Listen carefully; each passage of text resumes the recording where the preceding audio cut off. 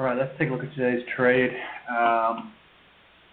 Right now we have ES on the 1 hour here, and NQ. As you can see, we did come down and take a lot of liquidity, and if you look on ES here, lower low, we've got a higher low in NQ. So NQ is always favoring the bullish asset for today. Now if we actually go to the 5 minutes, it's on bar replay mode. We can see we have some data. We had some data at 8:30. As you can see here, ES came back down, took the data low, and we have another SMT with NQ. So if you look at market open, we had a 15-minute and a 5-minute fair value gap here. And I was looking to see how we closed relative to them. So we saw a crazy burst of volatility on open. So at this point, if we look here, I thought we'd have the legs to get all the way up to just to take out prior day's highs. We do have a lot of liquidity sitting above it, and even ES has equal highs on liquidity sitting up here. Again, that's a pretty large move on reflection. It's a very large move to ask for when, if you look at the chart, we are in a downtrend. So I got tagged in here, and I left my stop a ton of breathing room, thinking maybe we'd come back here. We also had this 5-minute fair value gap down the bottom, and we had midnight at 8:30. So once I saw this candle, I thought, yeah, this is, because again, it's a continuation of the momentum I saw coming up to, what time is this candle at? This is the 10 a.m. candle. So I was like, oh, this is great.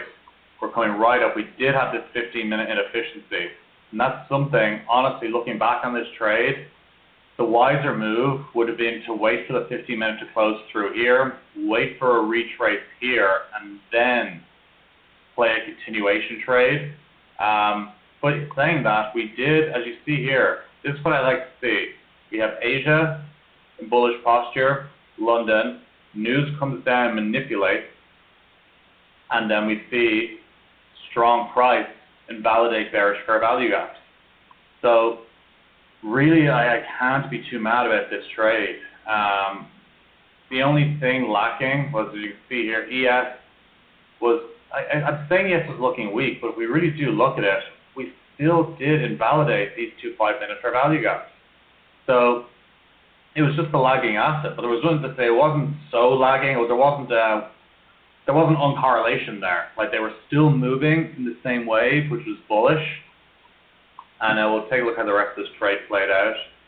So I literally had my stop, as you can see, right here below 8:30, which I thought was plenty of breathing room. So I get wicked out.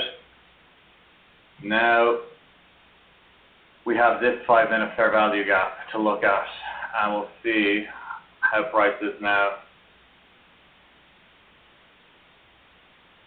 So currently, yeah, we're struggling. We're probably going lower, so it would have lost anyway. I think, and I've seen this in my data, it's really clear. It's like my most profitable trades really are after 10:15 a lot of the time, especially if we have a large impulse move like this, and we leave a fair value gap.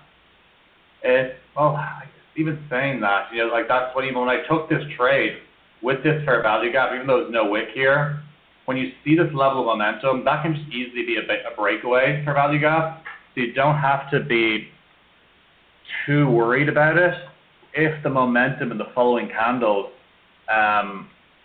gives you that conviction that, okay, like even to see when this candle closes here, that's freezing. Oh, that's sick. And that's kind of, so we had this candle here. I was like, yeah, not entering. But to see that wick get totally eaten up on both indexes, I was like, okay, I'm just gonna tag an order here, wait for it to return. But really, again, if we actually go out to the daily,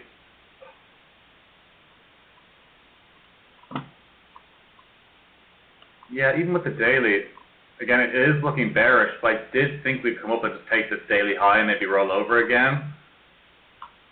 Yeah, so it's just a tough day, honestly. Like, pretty much sum it up.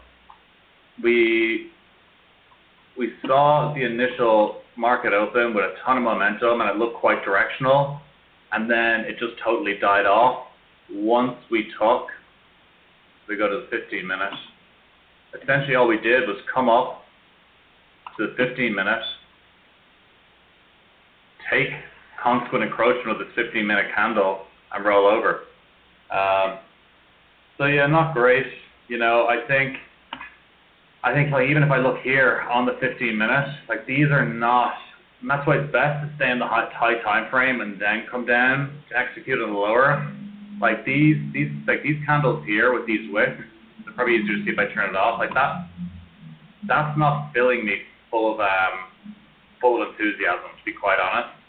And really the smarter move, and even saying that, I probably would have taken this 15-minute candle when we came back down, got this 15-minute fair value gap, and then had this closure.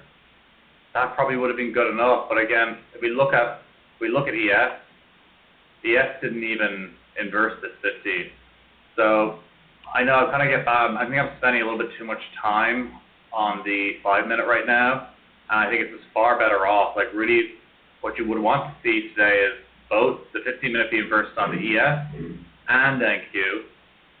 And then once that happens, play the retracement off that inversion, and then you can shoot up to this 15-minute fair value gap, or for here, to all-time highs. You know, I was a little too zealous, and I just kind of jumped in a little too fast. Yeah, again, it's part of trading. Still a very profitable week, and on to the next one.